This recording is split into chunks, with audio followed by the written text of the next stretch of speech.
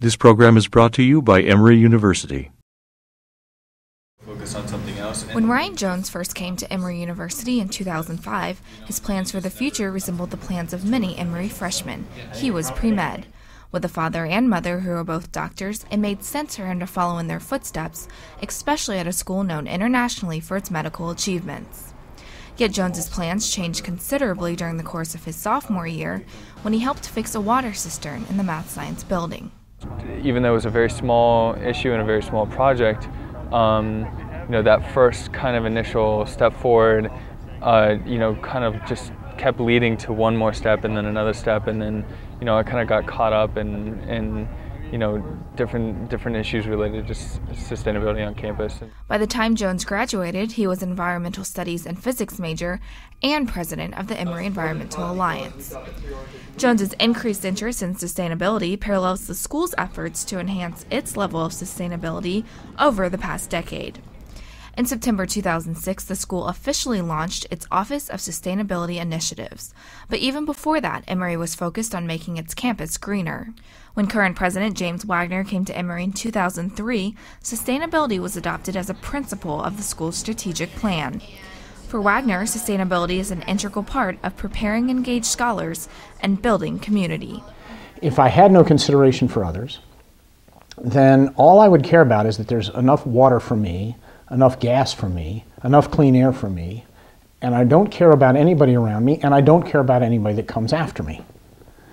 So when you think about it, sustainability comes out of consideration, being a member of a community. And that's why you see so many different facets of sustainability coming out of our strategic plan.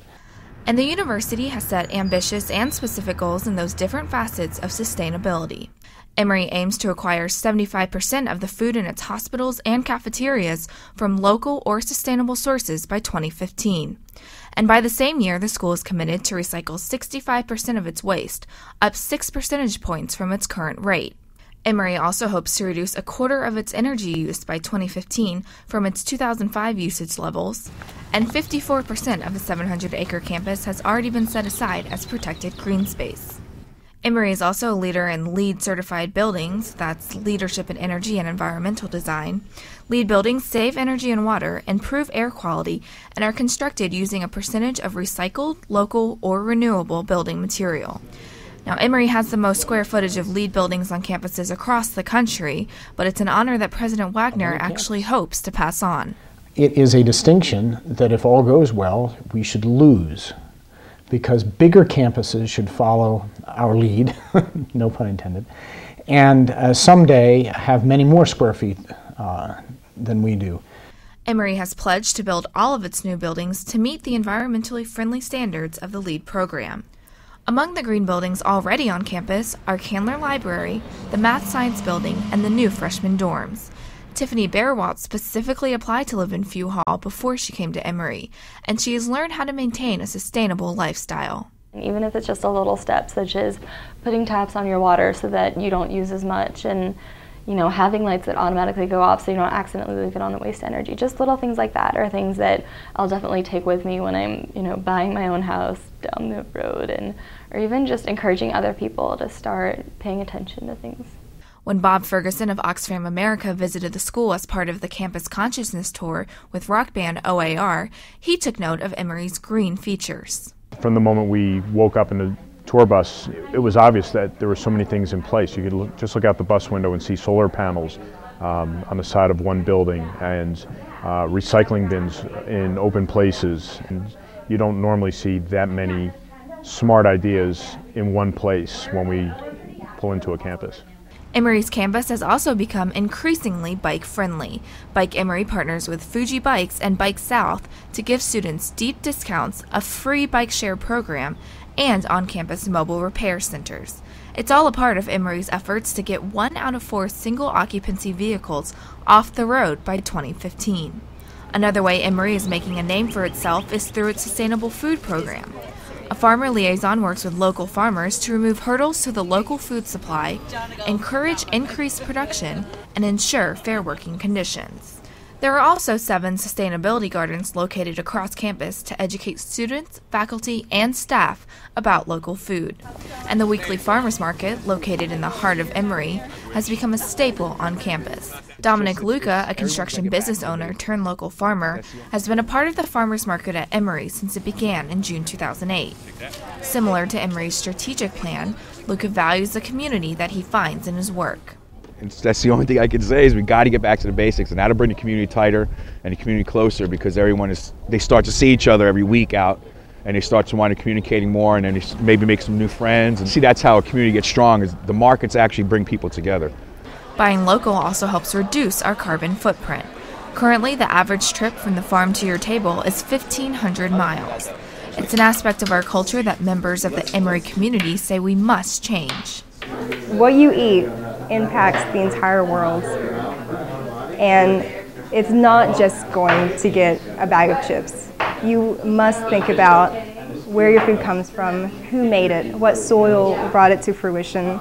Yet not everyone has the option of buying more expensive groceries or even having access to fresh fruit.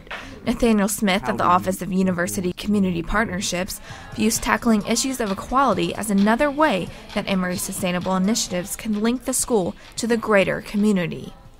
If we are trying to turn the corner and look at and begin the process of, working to connect the university to the broader ecosystem that is metropolitan Atlanta, it's critical to begin to leverage the resources of the university and the tools at the university's disposal to really begin to think thoughtfully about what is community, what is sustainability. In addition to equality, Keenet Howitt, the Director of Sustainability Initiatives, points to energy usage as another issue that the school must tackle as part of the larger community.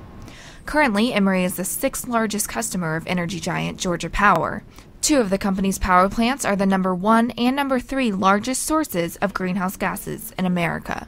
And then those same coal-fired power plants are also the largest emitters of particulate matter pollution, which is linked to lung cancer, with mercury pollution, which is linked to neurological impairments in children, and is one of the largest contributors to ozone pollution, which triggers asthma attacks.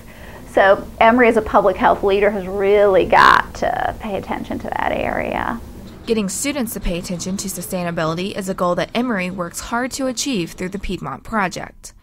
Over 130 faculty members from a variety of academic concentrations have been trained through the Piedmont Project to develop their coursework so that it emphasizes environmental issues.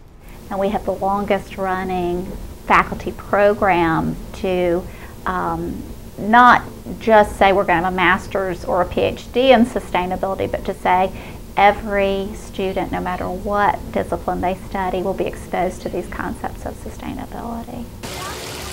Emory's Place, a branch of the Office of Sustainability Initiatives, also looks to educate people. They focus on teaching the concept of place. Place gives reasons for living sustainably.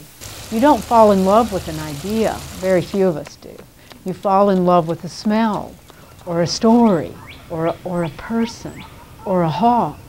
When we become aware of the place we're a part of, that history, those ecosystems, those memories, those values, then we have some real energy to make the tough decisions for sustainable living. Through efforts like the Piedmont Project and Emory's Place, the school hopes to equip people with knowledge that they can use in any community or any line of work. What we say is one of our goals is that Emory students and employees will be ambassadors for sustainable living here and wherever they go. Something Jones plans to do as he spreads one basic message. The impacts of our decisions today have effects beyond what we recognize when we make those choices, and that in turn has to do with equity, being respectful to not only those people on the planet now, but the people coming after us.